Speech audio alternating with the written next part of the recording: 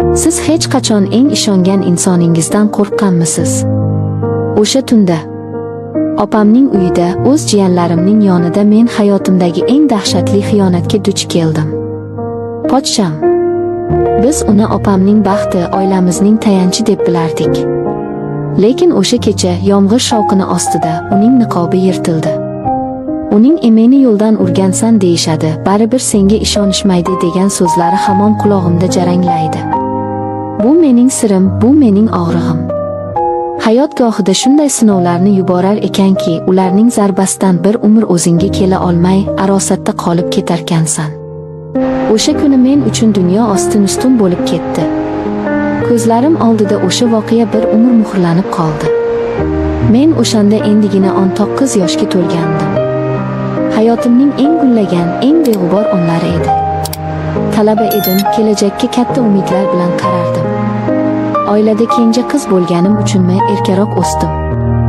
Ota-onam, akalarim, opam hamma meni kaftida ko'tarib yurardi. Ayniqsa opam.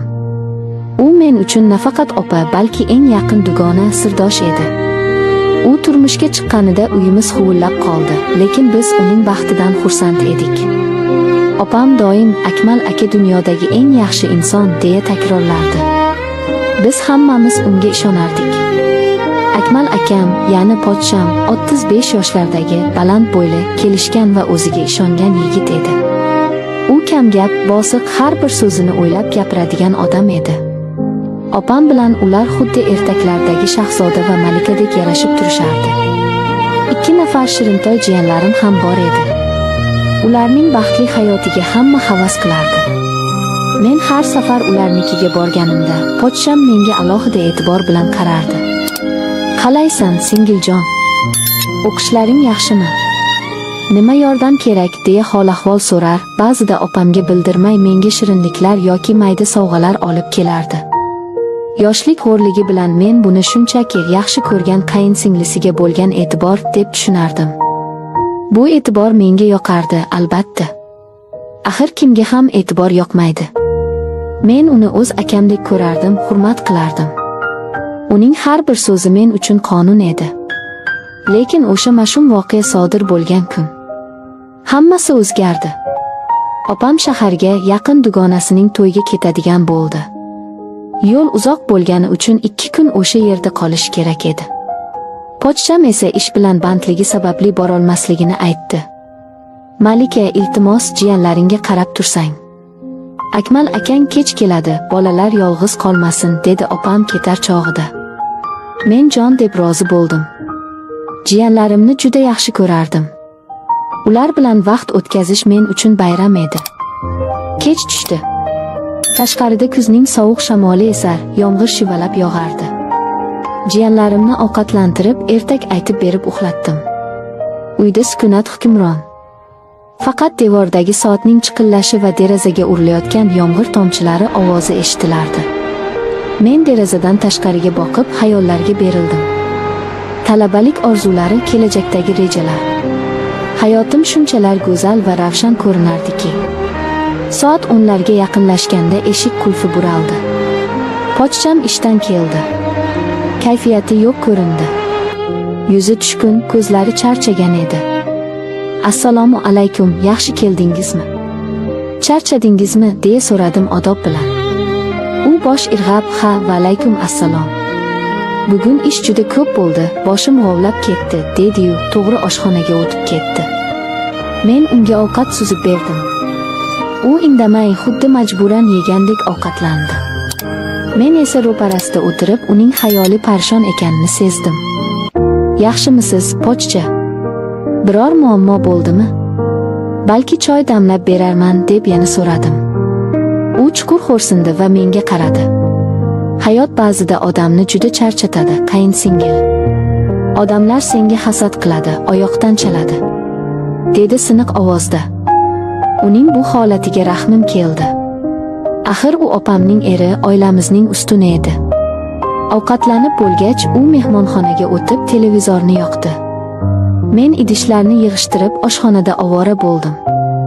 Ishimni tugatib o'z xonamga, bolalar yotgan xonaga kirmoqchi bo'lganimda, pochcham meni chaqirdi.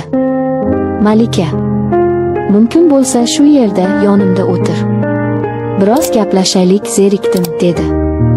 Uning bu gapidan avvaliga biroz hayron bo'ldim. Lekin yomon xayolga bormadim. Balki dardlashgisi kelgandir, opam yo'qligida zerikib qolgandir, deb o'yladim. Yoniga borib kresloga o'tirdim. U divanda mendan biroz uzoqroqda o'tirardi. U televizorga tikilgancha gap boshladi. Ishidagi muammolar, boshlig'i bilan kelishmovchiliklar, qarzlar. Men uni diqqat bilan tingladim, qo'limdan kelgancha dalda berishga urindim. U esa tobora ochilib, ichidagi bor dardini to'kib solayotgandek edi. Bilasanmi, dedi u birdan menga burilib. Ba'zida odam yolg'izlikdan juda qiynalib ketadi. Atrofingda odamlar ko'p, hamma seni taniydi, hurmat qiladi. Lekin seni chin dildan tushunadigan, dardingga sherik bo'ladigan inson yo'qdek. Opamchi? Opam sizni doim tushunadi-ku, sizni juda yaxshi ko'radi, dedim men hayron bo'lib. U achchiq kuldi.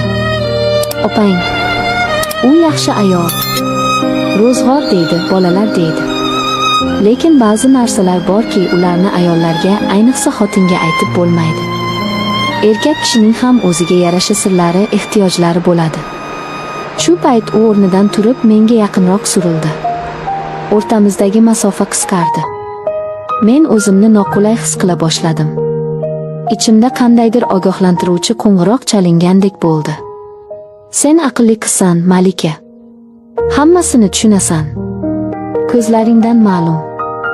Sen opangdan boshqachasan, dedi u ovozini pasaytirib, deyarli pichirlab. Uning nigohi o'zgargandi.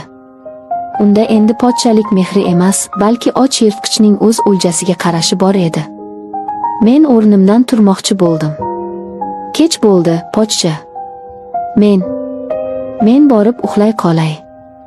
Bolalar uyg'onib qolishi mumkin, dedim shoshib, ovozim titrab. Ammo u chaqqonlik bilan qo'limdan ushlab meni to'xtatdi. Shoshma, dedi u. Uning kaftlari issiq, lekin terlagan edi. Bu issiqlik mening vujudimni muzlatib yubordi. Qo'rqma, men senga yomonlik qilmayman. Faqat biroz yonimda bo'l, dedi u. Lekin uning ko'zlari va harakati butunlay boshqa narsani aytardi. Men qo'limni tortib olmoqchi bo'ldim, ammo u mahkam ushlab oldi. Kuchli edi. Yuragim ko'kragimni yorib chiqayozdi. Qo'rquvdan tilim aylanmay qoldi. Pochcha, nima qilyapsiz? Qo'yib yuboring. Iltimos, o'zingizga keling, deb yalindim. U meni o'ziga tortdi. Men qarshilik ko'rsatdim.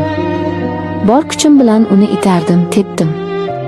Ammo 19 yoshli qizning kuchi 35 yoshli erkaknikiga bas kelib bo'larmidi? Nega buncha yovvoysan? O'zingni go'llikka solma. Men senga befarq emasman. Shuni nahotki sezmagan bo'lsang? Men seni qanchadan beri kuzataman, dedi u yuzimga yaqinlashib. Bu so'zlardan dahshatga tushdim. Miyamda opamning baxtli yuzi, jiyanlarimning kulgusi aylandi. Siz aqldan ozgansiz. Siz opamning erisiz. Men opamga hammasini aytib beraman. Hoziroq qo'yib yuboring, deb baqirdim. Uning yuzi birdan o'zgardi. Muloyim niqob tushdi va o'rnini sovuq, shafqatsiz bashara egalladi. Agar og'zingdan gullasang, o'zingdan ko'r. Hech kim senga ishonmaydi, tushundingmi? Seni o'zingni aybdor qilishadi. Yosh qiz pochchasini yo'ldan urgan, shilqimlik qilgan deyishadi. O'zing sharmanda bo'lasan.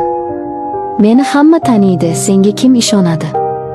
Uning bu tahdidi meni butunlay sindirdi. Haqiqatan ham. Kim menga ishonardi? U hurmatli inson, men esa hali yosh, g'o'r qiz.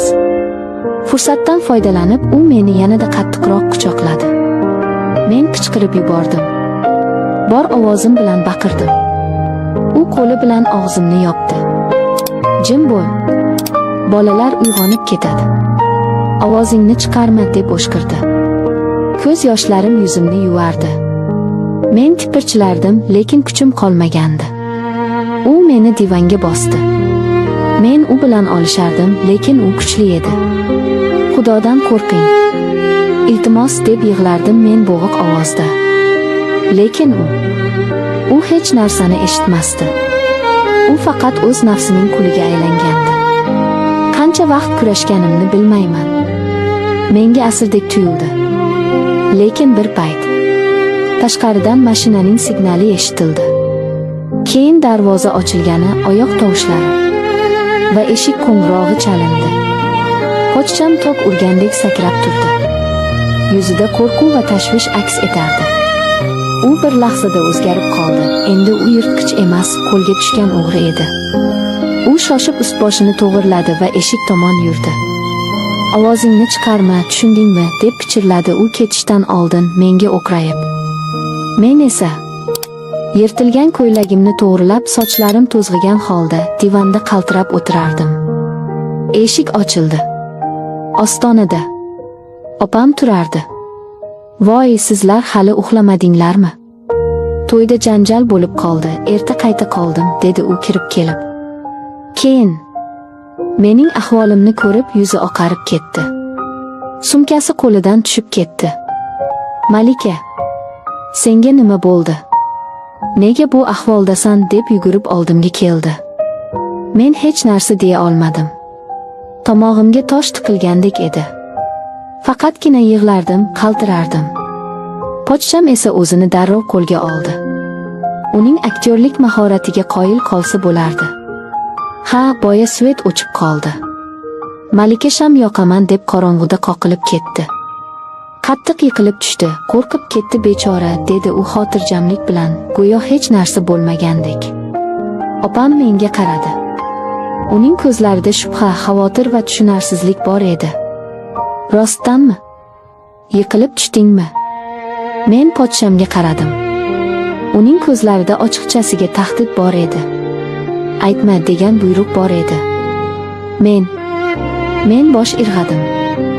"Ha, yiqilib tushdim", dedim zo'rg'a. Nima ham derdim? Haqiqatni aytsam, opamning oilasi buzilardi. U baxtsiz bo'lardi. Jiyanlarim tirik yetim bo'lishardi. Onam va dadamning yuziga qanday qarayman? Pochchasi bilan degan gap so'zlarni qanday ko'taraman? Opam meni quchoqlab yupatdi. "Qo'rqma, o'tib ketadi", dedi. O'sha tun men uchun do'zax azobida o'tdi. Ko'zimni yumsam, pochshamning vahshiy nigohi, jirkanch so'zlari yodimga tushardi. Tonggacha mijja qoqmadim. Ertasi kuni tongda uyga qaytdim. Bahona qilib tezroq bu uydan chiqib ketishga harakat qildim. Onam mening rangim o'chganini, so'lib qolganimni darrov sezdi. "Nima bo'ldi, qizim? Tobing yo'qmi?" deb so'radi xavotir bilan. Men shunchaki charchadim, imtihonlarga tayyorlandim deb yolg'on gapirdim. O'sha voqeadan keyin men opamnikiga bormay qo'ydim. Har xil bahonalar qildim. Pochshamni ko'rishga toqat qilolmasdim. Opam, u hamon baxtli deb o'ylaydi o'zini. Lekin men bilaman, u ilon bilan yashayapti. Vaqt o'tdi, lekin bu yara bitmadi. Men erkaklarga, hatto eng yaqin insonlarga ham ishonmay qo'ydim. Azizlarim, mening hikoyam sizga ogohlantirish bo'lsin. Hech qachon hech kimga 100% ishonmang. Hatto u eng yaqin qarindoshingiz bo'lsa ham. Qizlar, o'zingizni asrang. Agar shunday vaziyatga tushsangiz, qo'rqmang, jim turmang. Men jim turib xato qildim. Balki o'shanda aytganimda opamni bu munofiqdan qutqargan bo'larmidim. Bilmayman. Lekin bir narsani aniq bilaman, vijdon azobi va yashirilgan haqiqat bu eng og'ir yuk. E'tiboringiz uchun rahmat. Agar hikoyam sizni o'yga toldirgan bo'lsa, Hikoyachi Momo kanaliga obuna bo'ling va o'z fikringizni qoldiring. Xayr, salomat bo'ling.